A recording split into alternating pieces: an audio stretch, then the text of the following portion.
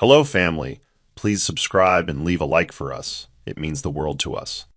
Also, share this video to your friends and loved ones, and turn on post notifications so you don't miss future videos from us. Thank you as you do so. Sit back and relax as we dive into the story. Angel Okafor sat by the window in their small one-bedroom apartment, her fingers cramping from typing yet another job application. The cursor blinked mockingly on her laptop screen, waiting for another paragraph convincing yet another HR team that she was worth a shot.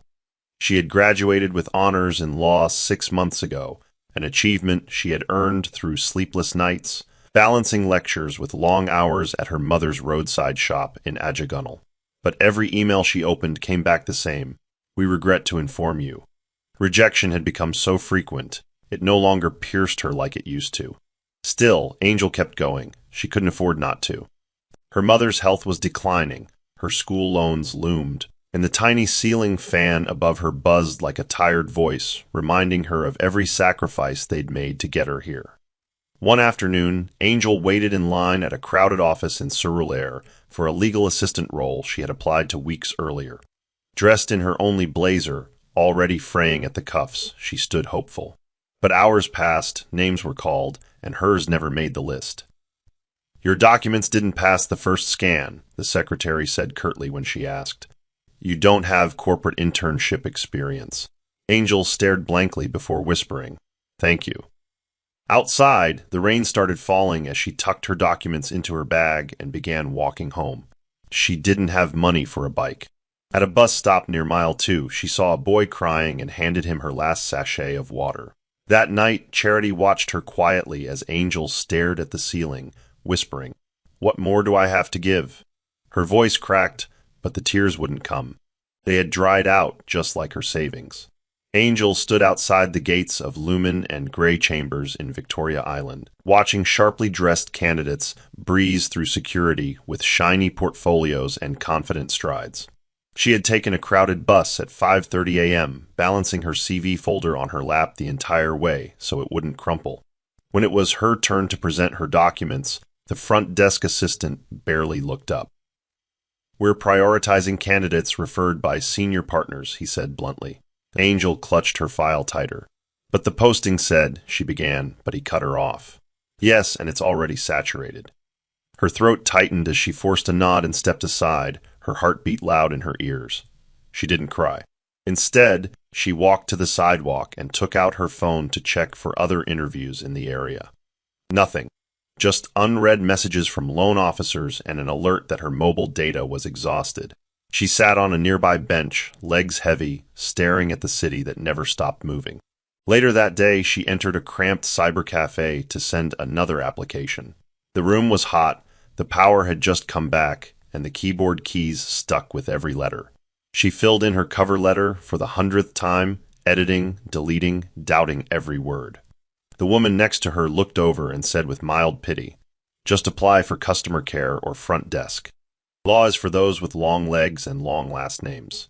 Angel managed a smile, though her chest ached with silent shame. Back home, Charity found her cooking watery beans again and sighed. "Angel, I can ask my cousin. He knows someone in a firm, maybe you can." But Angel shook her head. "I don't want a favor. I want to be chosen because I deserve it." Charity opened her mouth to argue, then closed it. That night, Angel received a text, shortlisted for legal assistant role. Interview, 10 a.m. Adebayo Group. She stared at it, breathless, unsure if it was real. After weeks of slamming into walls, here was one door, just slightly open. The morning sun filtered through a dusty window as Angel stood in front of the full-length mirror wearing the only formal outfit she owned, a blue blouse and a borrowed black skirt that was slightly too tight at the waist. Charity adjusted the collar gently. "You look like you already got the job," she said, trying to lighten the mood. Angel smiled faintly but didn't respond. Her nerves were crawling beneath her skin. Outside, she flagged down a rickety bus, avoiding Okadas to save money. When she reached Adebayo Group, the building towered over her like a silent judge. Inside, the reception area gleamed marble floors, golden signage, cold air conditioning. She felt out of place instantly. Other candidates sat on plush sofas, flipping through their phones, some in designer suits. Angel stood awkwardly by the corner, whispering scriptures under her breath. He that dwelleth in the secret place of the Most High. Her name was finally called, and with legs that felt like rubber, she walked toward the elevator. As the elevator rose, Angel's mind spiraled. What if they saw her shoes and laughed? What if her voice shook, but she had come too far to walk away? The door opened to a quiet floor, and a young assistant led her into the conference room. 5 people sat across from her. James Adebayo, the CEO, wasn't present, but his daughter Lucy sat at the center, unreadable. Beside her was George Alumide, who gave Angel a glance that made her feel instantly dismissed. The questions began, sharp, cold, intentionally intimidating. Angel answered each one with grace, quoting the Constitution, referencing dispute resolutions and ethical frameworks she had studied relentlessly. But George sneered at one of her answers. Your point is idealistic, not practical. Where did you say you studied again? Angel blinked. University of Lagos, sir, We prefer candidates with a more international pedigree, he muttered. No one came to her defense. After 20 painful minutes, Lucy gave a small nod. We'll be in touch. Angel rose, thanked them, and walked out. The door clicked shut behind her, and she stood frozen in the hallway, pulse racing. That wasn't just an interview, she thought bitterly. That was war. Inside the polished boardroom of Adebayo Group, James Adebayo listened quietly as reports were read aloud. Though he was the founder and CEO, he'd recently taken a step back, letting his daughter Lucy and COO George handle more of the operations. On paper, they were managing just fine, but James knew the cracks ran deeper.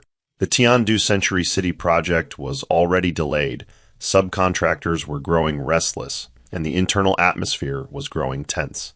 James noticed George dominating the room, speaking over others, dismissing concerns about the firm's new, high-value hiring strategy. Lucy sat beside him, her voice sharp but less engaged than usual. The last round of candidates were unimpressive, George remarked. We need to filter harder, no charity cases. No quota hires. We're running a business, not a redemption center. James's eyes narrowed. The phrase struck a nerve. After the meeting, James lingered behind and opened a discreet email that had been flagged by his assistant. It was a candidate interview recording. He played the file and watched Angel's interview from earlier that day. Her posture was tense but composed. Her words measured. She spoke with a conviction he hadn't seen in any of the others. When she was dismissed, she still thanked the panel. James leaned forward, tapping his pen on the desk. There was something about her, something that reminded him of who he used to be before the suits and mergers. Quietly, he buzzed his assistant. Get me her CV, he said, and everything else you can find about Angel Okafor. Discreetly. He paused, then added, and no, don't tell George. Let's see where this road leads. James sat alone in his private study later that evening, the city lights blinking through the tinted glass like distant thoughts. He had Angel's file spread out in front of him, a thin folder compared to the fat portfolios of elite graduates. There was no fancy scholarship, no international internship, just grit. A side note in her application mentioned volunteer legal aid during NYSC.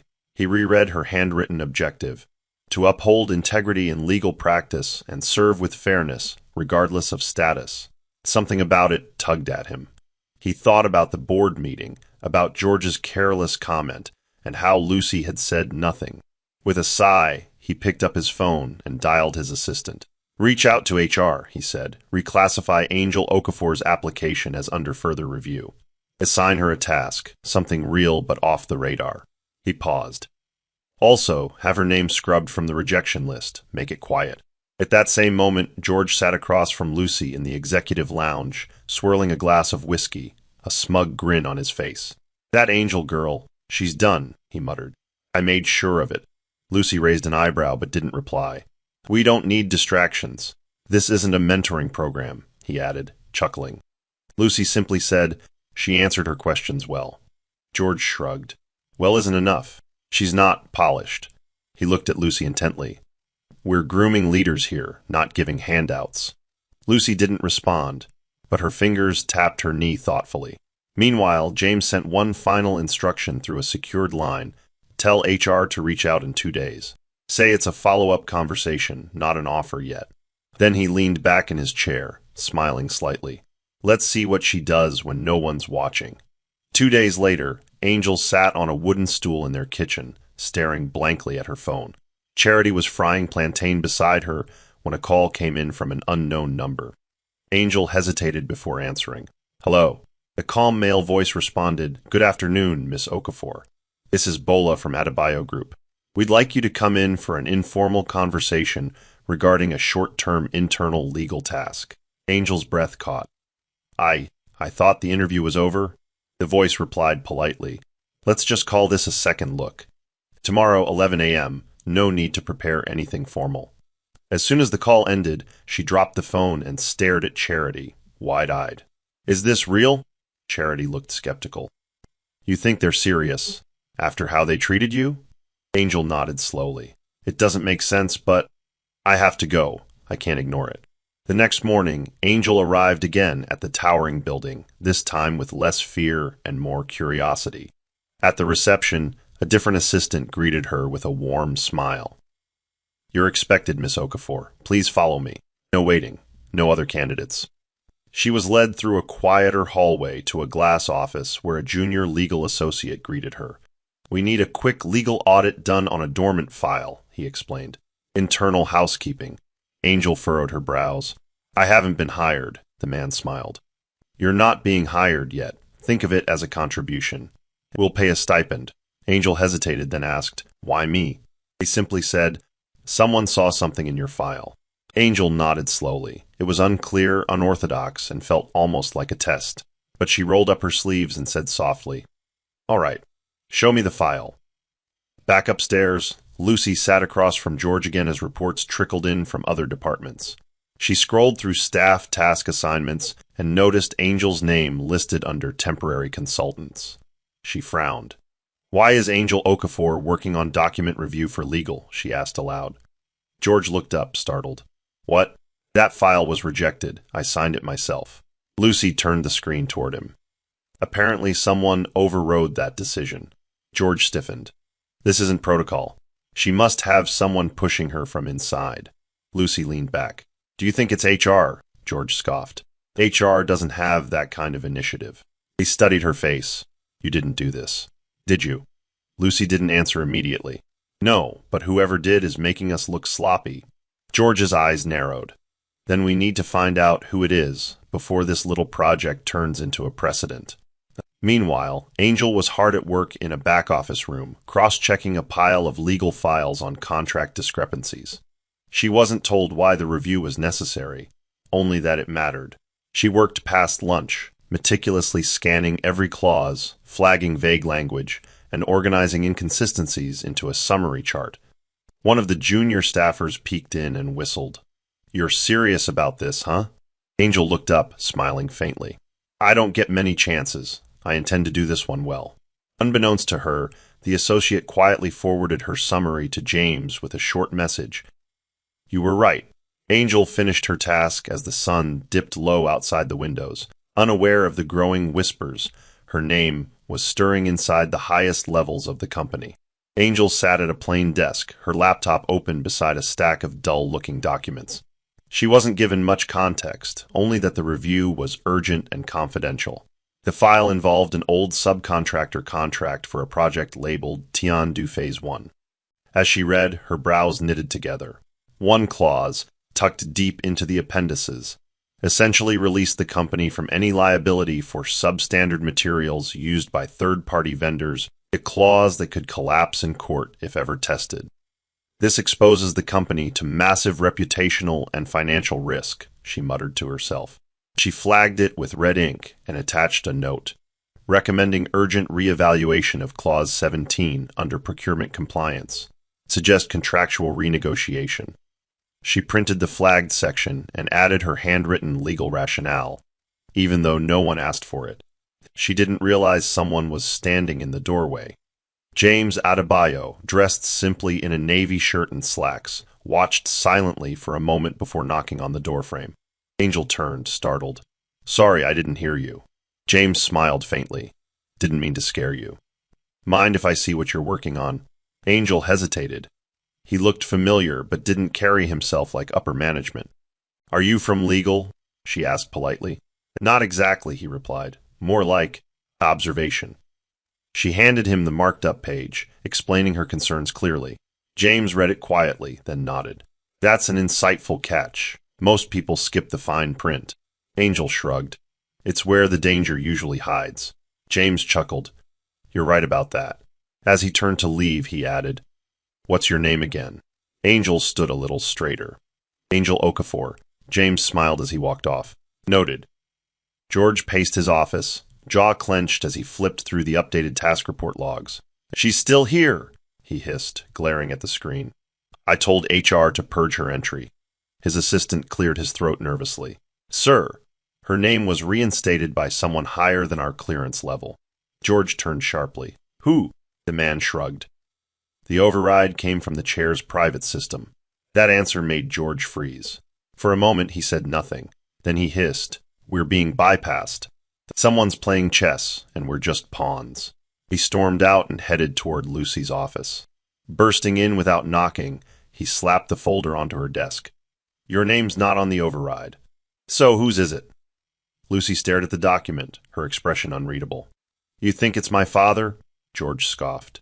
If he's trying to sneak his pet projects in through the back door, we need to shut it down now. Lucy tapped her pen thoughtfully. You've underestimated that girl from day one, she said. Maybe someone simply saw something we missed. George's voice rose. No, this is bigger than her. Someone is using her to test us or expose something. Lucy's eyes narrowed slightly. So what do you suggest? We yank her out mid-task. That would raise even more questions.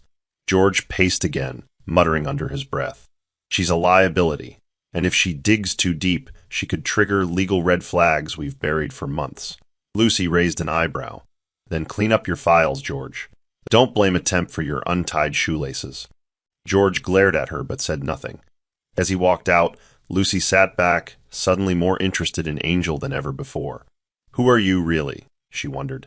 And why do you make powerful men uncomfortable? That evening, Angel returned home exhausted but fulfilled. She had finished the entire review and submitted a summarized analysis with recommendations. No one had asked her to go that far, but she wanted to prove she was more than just a filler. Charity looked up from the couch. You didn't eat lunch, she said, passing her a covered plate. Angel gave a tired smile. There was no time, but today felt different. She didn't notice the small package waiting on the kitchen table until she went to clear her bag. It was a black leather briefcase, new, elegant, simple. No card except a handwritten note tucked inside, for the one who reads between the lines, from the man you helped. Angel stared at it for a long moment, heart thudding. What man? She murmured.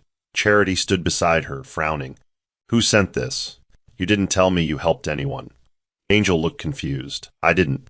Not recently, unless. Her mind flashed back to that rainy day near the market, a man she'd helped after he fell beside a gutter. She had wiped his bleeding palm, helped him to a chair, and left without asking his name. It can't be, she whispered. Charity folded her arms. Are you telling me a random man from the street sent you this designer briefcase? Angel picked up the note again, reading the words over and over. There was no contact, no company seal, just that one mysterious line.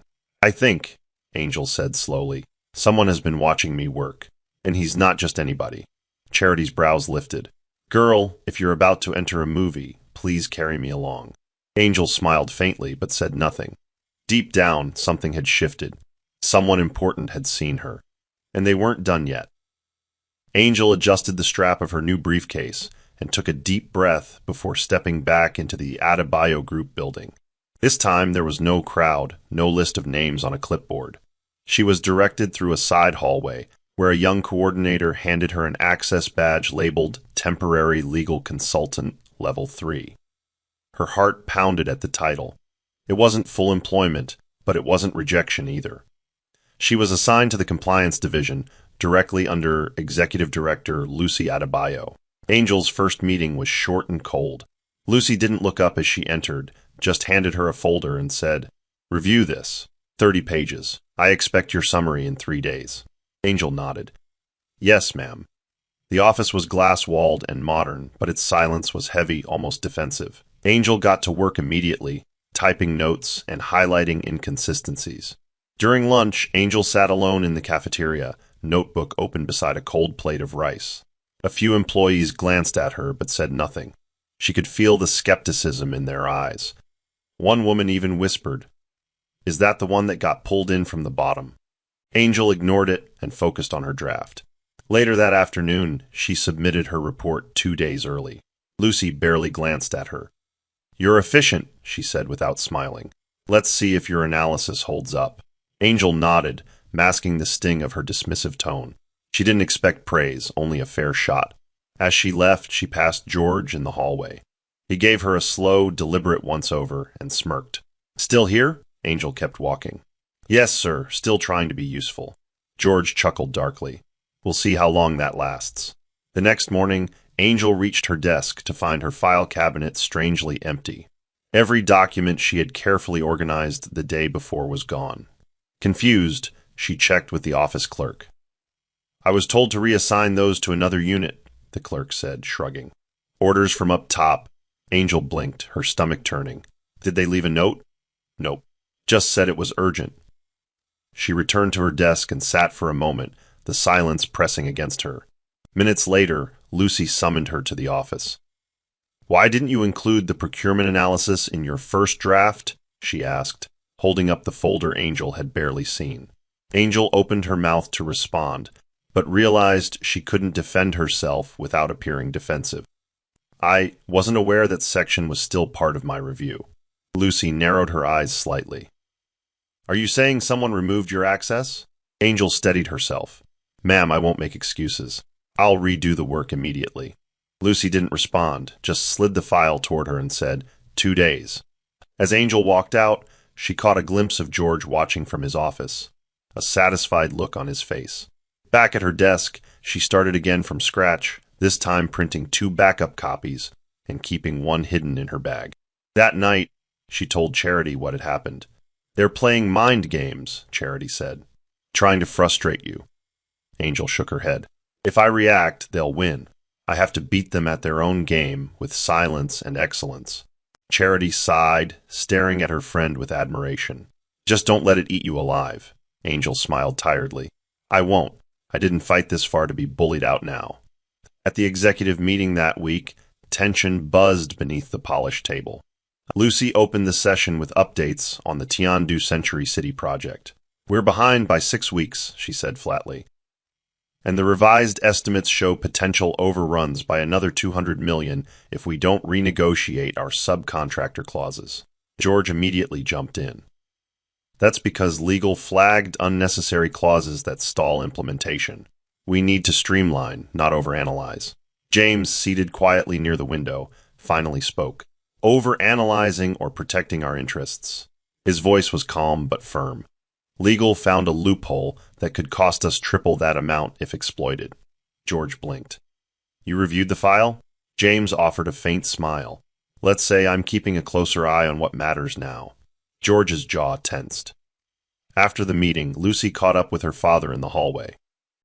"You've been reviewing legal memos personally?" she asked, suspicious. James shrugged. "I like to know where our risks lie." Lucy tilted her head. "And is Angel Okafor one of those risks?" James gave nothing away. "She's someone who reads the fine print. That's a rare thing these days." Meanwhile, Angel was back in the legal pod, updating the Tiandu contract draft with her findings. One of the senior legal advisors walked past, paused, and said, "Who asked you to touch that file?" Angel hesitated. "It was passed to me last week by request." The man frowned. "Strange. That project was supposed to be off limits for new staff." He walked off, leaving Angel uneasy.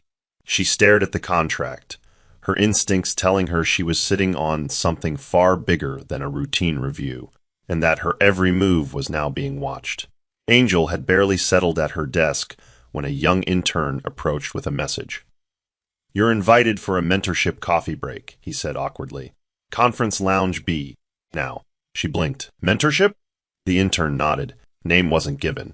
Just said, "Tell Angel to come." Curiosity piqued. She followed the corridor to a quieter part of the building and stepped into a serene lounge where James sat in casual attire, stirring a small cup of black coffee. You're early, he said with a gentle smile. Or maybe I'm late. Angel stood hesitantly. Are you, Mr. J? He chuckled. Let's go with that for now. She slowly sat across from him, unsure if this was another test or a trap. I heard you've been swimming through corporate thorns and still haven't sunk, he said. Angel smiled faintly. I've just been trying not to drown. That's all. James leaned forward. And yet, in the midst of chaos, you keep finding details most trained lawyers miss. He sipped his coffee. Tell me something, Angel. Why law? She hesitated before replying. Because the world is full of people who get trampled when no one reads the fine print. My mother lost her shop lease because no one explained her rights to her. I want to be the voice for people like her, the quiet ones. James nodded slowly, the answer clearly striking a chord. Do you know the difference between ambition and impact? Angel thought for a moment. Ambition wants the spotlight. Impact works when no one's looking. He grinned. You've been paying attention. Before she could ask more, he stood. You won't see me around often, but I'll be seeing you. With that cryptic farewell, he left, leaving Angel even more uncertain, but strangely more grounded.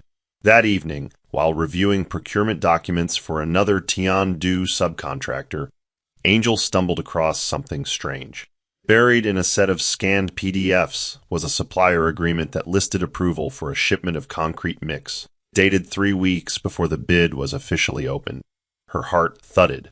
This meant someone had already picked a vendor long before the bidding process began. That wasn't just unethical, it was illegal. She pulled up the master contract index and found 2 versions of the same file, one altered digitally. The older version was time-stamped and signed by a mid-level procurement officer who was no longer with the company. Angel immediately flagged it and wrote a detailed brief explaining the breach and its potential fallout if ever audited. Her fingers trembled as she saved the file and submitted it with internal compliance tags. But something inside her told her to keep a printed copy for herself. The next morning, Lucy summoned Angel with unusual urgency. She tossed the flagged document on the table. Where did you find this? Angel calmly explained the discovery, outlining the mismatched timelines and backdated signatures. Lucy stared at her with narrowed eyes. Do you realize what this means? Angel nodded. It puts us at legal risk. If it reaches external auditors, the entire Tian-Du contract could be frozen. Lucy sat back processing. Who else knows? Angel hesitated. Just me and whoever manages the internal database. Lucy nodded. Good. Keep it that way for now. As Angel left the office, she passed George in the hallway again. This time, he didn't smirk. He just watched her with narrowed suspicion. Inside his office, he slammed his desk drawer shut and muttered, She's digging too deep. Meanwhile, Angel tucked the printed copy of the file behind her textbook at home. Something told her this wasn't over. Angel stepped into the elevator the following afternoon and found herself face to face with George. The silence between them was thick. He leaned against the mirrored wall and said, You've been busy lately, digging around in places that should stay buried. Angel didn't respond, eyes focused on the floor counter. George continued, Let me give you some advice. This isn't law school. This is a battlefield. And the people here, they eat pretty little crusaders like you for lunch. Angel met his gaze calmly. I don't see the need to be afraid of the truth. George's smile vanished. Truth doesn't keep the lights on. Power does. As the elevator dinged and opened, he leaned closer. If you want to last here, learn when to look away. Angel walked out without answering. That night, Angel sat on the floor of her bedroom, playing the elevator recording back from her phone. She had discreetly hit the voice memo app as soon as George started speaking. Every word was clear, including the veiled threat. She forwarded the file to a private email address labeled J Obscura. It was the only address James had once written on the inside of a coffee cup napkin. She attached the file with a simple note. He's tightening the noose. Thought you should know. She sat in silence for a long time after, staring at the shadows dancing on the ceiling. Charity noticed and asked softly, Are you scared? Angel didn't move. A little, but not enough to run. She clutched the briefcase to her side like armor. Whatever game they were playing, she had just made her first move, and she had no intention of backing down. Lucy sat alone in her office, the dim light from her desk lamp casting long shadows on the walls. Her fingers drummed lightly on the armrest of her chair, her mind looping through Angel's discovery. It wasn't just the implications for the Tian-Du project, it was what it revealed about the rot that had been building quietly under her leadership. She'd been so focused on gaining her father's trust again that she hadn't realized how many corners were being cut right beneath her nose. Angel's report was detailed, clear, and damning. Worse, it exposed an administrative mess that George had signed off on without her knowledge. She picked up her phone, contemplating whether to call James. But what would she say? "Dad, I let George run wild, and now a temp might be the only ethical compass in the room." That evening, Lucy finally broke her silence and walked into James's private quarters where he occasionally worked late. "You already know about the Tian-Du issue, don't you?" she asked without greeting. James glanced up from his paperwork. "Yes, Angel sent me the backup evidence." Lucy exhaled sharply. "I'm not angry that she did. I'm angry I didn't catch it first." James studied her. "Why do you think she saw what others missed?" Lucy paused. "Because she still believes in justice. The rest of us, we're managing damage." James leaned back. "She reminds me of a younger you." That struck a nerve. "I'm not her," Lucy replied. "No," James said quietly, "but maybe that's exactly why she's here." As Lucy left the room, she glanced over her shoulder. "Keep her close, Dad. If the board catches wind of this, we'll need more than lawyers. We'll need proof we're not corrupt to the core." 2 mornings later, the headlines hit social media like a bomb. Whistleblower leaks contract irregularities in major Tian-Du project. Angel stared at the news alert on her screen, heart racing. She hadn't said a word to anyone except James and Lucy, and she'd been careful not to log the file on public servers. Yet somehow, the leaked version bore striking similarities to the draft she had flagged. The timing was too precise to be coincidence. Across the company, meetings were being canceled, emergency emails sent. An emergency all-staff call was scheduled within the hour. Charity texted Angel instantly. "Was this you?" Angel responded, "No, but it was someone who knew." That someone, she feared, might be trying to use the leak to ignite panic or take her down with it. Upstairs, Lucy stood before a room full of tight-lipped executives. "Damage control begins now," she said firmly. "The report is out. We don't know who leaked it, but we must respond quickly and ethically." George chimed in with false calm. "We should remove the junior staff involved from the task force. It shows transparency." Lucy looked at him, her voice cold. "You mean Angel?" George didn't blink. "Her name's on several drafts. That alone is a liability." James, who had joined the meeting late, spoke quietly from the back. "If we remove her, it confirms guilt. If we elevate her, it proves oversight. Pick a narrative." The room went silent. Lucy turned back to the group. "Angel Okafor will remain.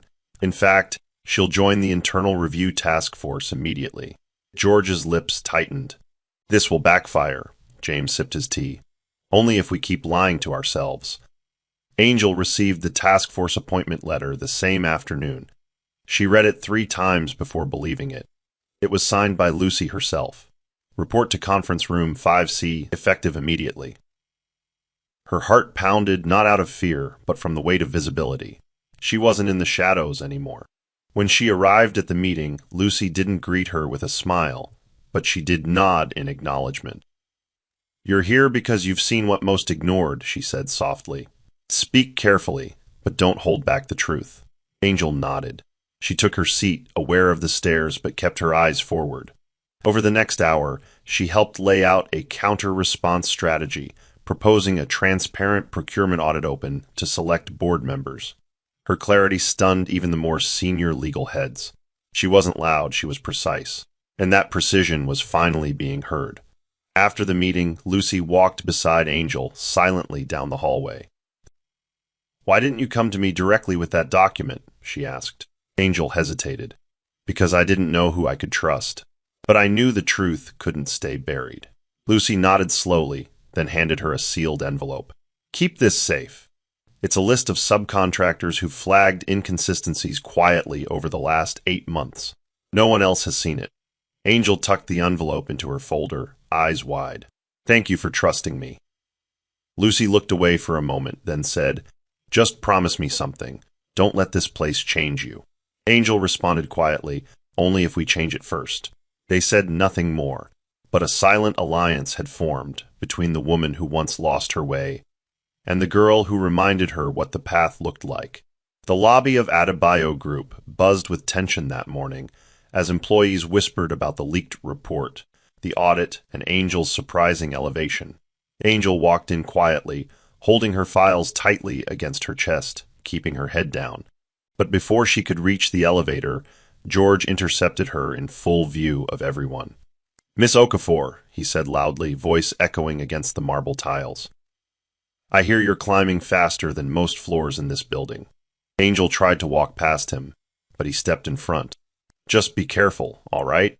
When people rise too quickly, they tend to forget the ground that made them." The words were pointed, condescending, and theatrical. Several heads turned. "Is there a problem, sir?" Angel asked calmly, eyes level. George sneered. "Only when interns pretend to be saviors." Angel clenched her fists, but kept her voice steady. "Respectfully, I was asked to help clean up something that someone else failed to prevent. If that's offensive, maybe the problem isn't me." George's expression darkened, but before he could retort, Lucy stepped out of the elevator and saw the commotion. "George," she called sharply, "my office. Now." His jaw tightened, but he obeyed. Lucy turned to Angel, her voice low but firm. "Are you okay?" Angel nodded slowly, swallowing the humiliation. "Fine. I've had worse." Lucy touched her arm gently before walking away. Later that afternoon, James summoned Angel to a quiet room. "That took courage," he said, referring to the lobby incident. "Not everyone can confront power without raising their voice." Angel shrugged lightly. "I wasn't trying to prove anything. I just didn't want to disappear again." James smiled. "You're not invisible anymore, Angel. In fact, you've just stepped into the spotlight." The following day, a company-wide memo arrived in every inbox. Effective immediately, all Tiandu contracts, decisions, and subcontracts will undergo external ethics review. Assigned lead, independent compliance advisor. The name listed beneath wasn't Angel's, it was James Adebayo. Most staff assumed it was a ceremonial appointment, unaware that James was quietly reasserting executive control from the inside. Angel sat in stunned silence reading it. Charity messaged her. "Is that the same old man from the coffee chat?" Angel responded, "Yes, he's the CEO. I didn't know until now." She stared at the screen, realizing for the first time just how closely he had been watching all along. Meanwhile, George stormed into Lucy's office, waving the memo. "He's replacing us. You see what's happening?" Lucy didn't flinch. "He's not replacing us. He's restoring what we've let collapse." In private, James reviewed a timeline of Angel's contributions, her legal notes, flagged errors, the recovered supplier list. He took a red pen and circled one line. Backdated authorization signatures, November 8th. He knew exactly who had signed those.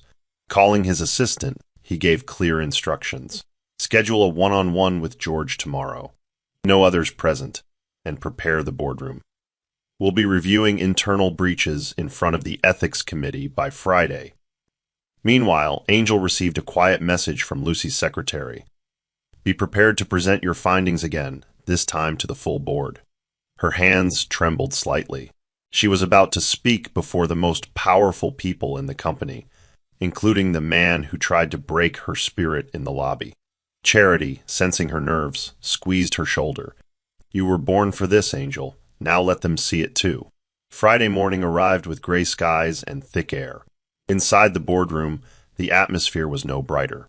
12 members of the company's board sat facing the long table, eyes steeled, hands folded. James sat at the head, while Lucy flanked his right. Angel stood before them, her folder open, her voice steady. She took them through her analysis, each clause, each discrepancy, each point of legal failure. She didn't embellish, she didn't accuse. She just spoke the truth. When she mentioned the backdated documents and the hidden supplier dealings, several board members shifted uncomfortably. One asked, "And how did you discover all this?" Angel replied, "Because I was given the opportunity to look where others wouldn't." She closed her folder with finality. "The risk to this company isn't just financial. It's reputational. And if we hide this, we become exactly what people suspect us of being. The silence that followed was deafening. Then James spoke. Any rebuttals? None came. Lucy finally leaned forward. We all failed by letting oversight turn into indifference. Miss Okafor didn't expose us. She saved us. A slow ripple of nods moved through the room. One board member turned to James. What do we do with George? Before James could answer, George stood from the far corner. If we're making examples today, then I'd rather walk out than be paraded. James raised an eyebrow. You don't get to walk away from the mess you orchestrated. They turned to security. Escort Mr. Alumide to his office. He'll be suspended pending external investigation. George paled but said nothing as he was led away. As the doors shut behind him, Angel exhaled slowly, her body trembling from adrenaline. James looked at her and nodded. Well done. Now let's rebuild this place properly. James sat in his office, staring at the silent screen of the company's internal surveillance logs. Weeks earlier, he had ordered a quiet review of executive-level digital authorizations, and now the audit report sat open in front of him. George's fingerprint and login credentials had been used to alter project timelines, including the Tiandu procurement schedules. Alongside the manipulated files were emails to an external vendor, an affiliate linked to George's cousin. James pressed play on a security recording from 4 months back. There George stood, instructing a junior procurement officer to fast-track the approvals quietly. The voice was clear, the intent undeniable. James rose from his seat, walked into the adjoining boardroom, and handed the footage to legal. Release this to the ethics committee, he instructed. Let the system do what it's supposed to. That afternoon, the company issued a formal internal notice. Mr. George Alumide is hereby suspended indefinitely pending legal investigation into project manipulation and unethical conduct. The office buzzed with whispers. Some were shocked, others relieved. Angel stood quietly by the water dispenser when a woman from HR approached her. You just did what no one else dared to, she said softly. Angel blinked. I only followed what the documents showed. The woman smiled, still took guts. Later, Lucy called her into her office. She didn't say much, just handed Angel a simple note. It read, There are only 2 kinds of people, those who protect their power, and those who use their power to protect others. Keep being the second kind. Angel folded the note slowly. What happens now? She asked. Lucy answered without looking up. Now, you get a title. The next morning, James entered the full boardroom, this time no longer as a background figure. The air was thick with curiosity as he stood at the head of the table. I've watched from the sidelines long enough, he began. Today, we correct that. He pulled out a single document and set it on the table. Effective immediately, I am resuming active leadership of strategic oversight for all ongoing company projects until further notice. Several members nodded in approval. Then James turned toward the large screen and clicked to display Angel's employment history. This is the woman who helped uncover our greatest internal breach without a badge, without a team, and without fear. He turned to her, seated modestly near the door. Angel Okafor, you are hereby promoted to lead compliance associate. You've earned your seat. Angel's breath hitched. She rose slowly, stunned. Sir, I'm honored, she whispered. James nodded. You've already proven your worth. Now do the work with authority. Applause followed, not wild but meaningful. Some board members looked uncomfortable, particularly those who had once backed George. Others smiled genuinely. Lucy walked over after the meeting and hugged Angel for the first time. Welcome to the fire, she whispered. Angel laughed nervously. Feels like I've been walking through it for months. That night, as Angel walked home in the quiet, the stars felt closer somehow. She thought of her mother, who always said, God sends help where your name is spoken, even in rooms you've never entered. Now her name had been spoken, not as a whisper, but as a force. Later that evening, James sat on the rooftop balcony, sipping warm ginger tea, waiting. The door opened behind him, and Lucy stepped out, arms folded. You made quite the declaration today, she said softly. James smiled without turning. It was long overdue. She sat beside him, the silence between them full of memories and unspoken words. After a while, Lucy spoke. You see yourself in her, don't you? James exhaled. Yes, but not just in her ambition. In her restraint, her refusal to cut corners. Lucy looked away. I used to be that way too, until I let fear shape me. James placed his mug down. I never doubted you, Lucy, but I worried that the system we built had begun changing you more than you realized. Lucy's eyes shimmered slightly. I kept trying to earn your trust back. I thought I had to prove something. James shook his head. You never lost my trust. You just forgot how powerful your own voice was. They sat quietly for a while before James added, You defended Angel when it mattered. That tells me everything I need to know. Lucy leaned her head on his shoulder like she did as a girl. She reminded me who I used to be. James smiled. Then perhaps she didn't just save the company. Maybe she helped bring my daughter back too. The two of them stared out over the city lights, not as CEO and director, but as father and daughter, finally realigned. Angel sat alone in the company's newly renovated legal resource room, her new ID card clipped to a blazer that wasn't borrowed anymore. Despite the promotion, despite the applause, she couldn't silence the whisper in her mind. They'll say it's only because of James. She tapped her pen against the desk, watching her reflection in the polished table surface. She knew the rumors were circulating about her relationship with the CEO, about favoritism and secret handshakes. None of it was true, but truth didn't always silence judgment. When Lucy walked in with a folder, she paused, observing Angel's tightly clenched jaw. You're still trying to prove you belong here, she said gently. Angel didn't deny it. Every step forward feels like someone's waiting to push me back. Lucy set the folder down. Then step louder. Let them hear you coming. Later that evening, Angel walked home slower than usual. She passed the market stall where she used to help her mother count coins beneath a flickering lantern.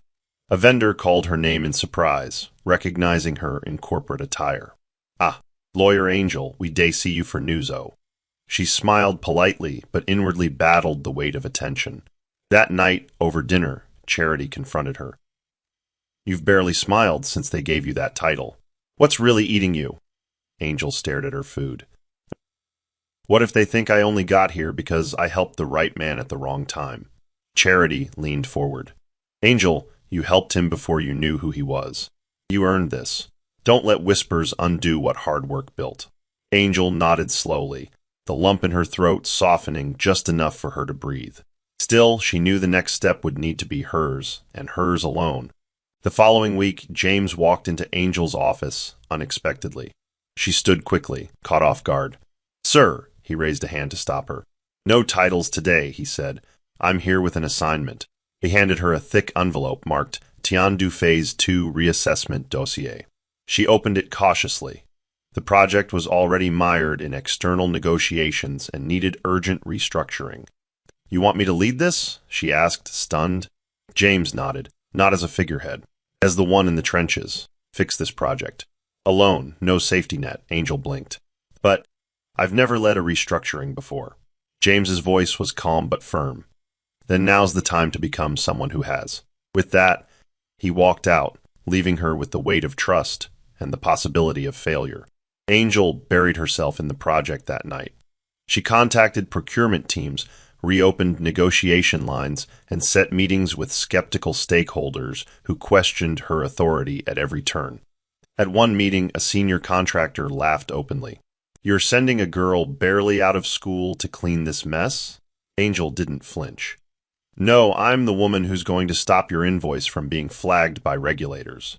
The room fell quiet. Slowly, her confidence grew, not because she had all the answers, but because she wasn't afraid to ask the right questions. Within 2 weeks, she had renegotiated 2 major vendor agreements, cut unnecessary spending by $38 million, and rebuilt faith in the project team's credibility. When she presented her results to Lucy, the room stood still. I wanted to prove I belong here, she said softly. Lucy replied, You didn't just prove it. You redefined what it means. That weekend, Angel received a surprise invitation, handwritten on ivory paper, from Lucy. Private dinner, 7 p.m., no laptops. Curious and unsure, she arrived at a quiet rooftop restaurant in Ikoyi, where Lucy was already waiting beside a modestly set table under warm fairy lights. No work talk, Lucy said, handing her a glass of juice. Just this, thank you. Angel's eyes widened. For what? Lucy sat down across from her. For waking up a part of this company that had gone numb. for reminding me that excellence doesn't require legacy. It requires courage. Midway through dinner, Lucy slid a small leather-bound book across the table. "What's this?" Angel asked, flipping it open. It was filled with Lucy's handwritten case notes from her early legal days. "My mistakes, my wins, my regrets," Lucy said. "You'll need them." Angel stared at the pages, humbled. "You're giving me your playbook?" Lucy smiled. "You're not playing my game. You're building your own." The two women laughed for the first time without tension between them. As dessert arrived, Lucy shared a story about her first courtroom loss and how it nearly made her quit. "But my father told me, even the best swords are beaten in fire before they shine." "You've already been through fire, Angel. Now, it's your time to shine." Angel left the dinner that night feeling something she hadn't felt in a long time, not pride, not fear. It was peace. She didn't just belong in the room anymore. She could build rooms of her own. James stood before a packed hall filled with executives, staff, interns, and board members. The company had gathered for its first leadership retreat in years, not at a luxury resort, but in their own building's multi-purpose space, an intentional choice. "We don't need chandeliers to reflect," James said as he took the mic. "We need mirrors." The crowd chuckled lightly, but the weight of his words sank deep. He continued, "Today, we implement a new hiring policy, merit first. No gatekeeping, no elite-only filters. We've seen what talent looks like when you look past a surname." Applause followed. On the side, Angel stood beside Lucy, her name now formally engraved on the executive compliance wall. As head of the new ethical oversight unit, Angel now led a team of 10, many of whom were once considered unqualified by traditional standards. Later that day, Angel hosted her first team session. The topic? Truth as a daily discipline. She stood at the whiteboard, writing in clear strokes. No favors. No silence. No shortcuts. Her team, a mix of fresh grads and overlooked veterans, listened intently. "We're not just cleaning old stains," she said. "We're creating a space where people don't need a miracle to be seen." Lucy dropped in briefly and listened from the back. Afterward, she whispered to James, "She's not just rebuilding the structure. She's shifting the soul of this place." James smiled faintly. "Then the company may finally outgrow my name." That evening, Angel received an anonymous email from someone in accounting. "I never thought someone like me could belong here, but you made me believe again. Thank you." She read it twice, then softly whispered, "That's why I stayed." On a quiet Saturday, Angel stood in front of a small classroom at her former secondary school in Ajagunal. The walls were cracked, the desks faded, but the room was filled with eager young faces.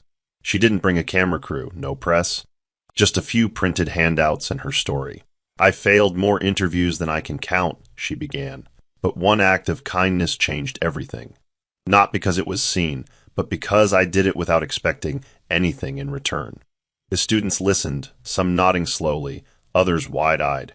One girl raised her hand. "So the old man you helped, he made you a boss?" Angel smiled. "He gave me a chance? But I did the rest." The girl grinned. "Then maybe I'll help someone too." "Who knows?" Angel's eyes softened. "You might be the person someone else is praying for." After the session, Angel stepped outside into the warm air, holding a small thank you card one of the students had drawn for her, a sketch of a woman with a briefcase and a big heart. Charity waited by the gate with her arms crossed. "You were amazing," she said. "Those kids? You lit them up," Angel smiled. "I think I needed this more than they did." They walked side by side, past the old fruit stalls, past her mother's worn bench, still kept in the shade. "Do you miss who you were back then?" Charity asked. Angel thought for a moment. "No, I carry her with me." As they neared the car, Angel looked back once more. "Every choice matters, Char, even the ones no one sees." Charity linked arms with her. "You were never invisible." The world just took a while to catch up. And with that, Angel stepped into her new chapter, not as a symbol, not as a survivor, but as a woman who dared to rise after simply choosing to do what was right. Here's the Bible verse, Proverbs 3 verses 3 and 4. "Let love and faithfulness never leave you.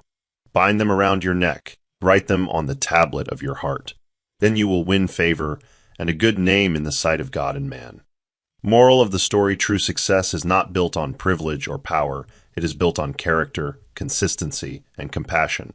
Angel didn't rise because she chased attention. She rose because she remained faithful to her values, even when unseen, even when it cost her. In a world that often rewards noise, her quiet courage reshaped a corporate giant and reminded everyone that the smallest acts of kindness can ripple into destiny-shaping moments. That's the end of the story. What did you learn from this story? Drop your thoughts in the comments section. Leave a like and don't forget to subscribe and turn on post notification so that you'll be notified whenever we drop our next videos. Also, share this video to someone who might be interested. Thank you so much for watching.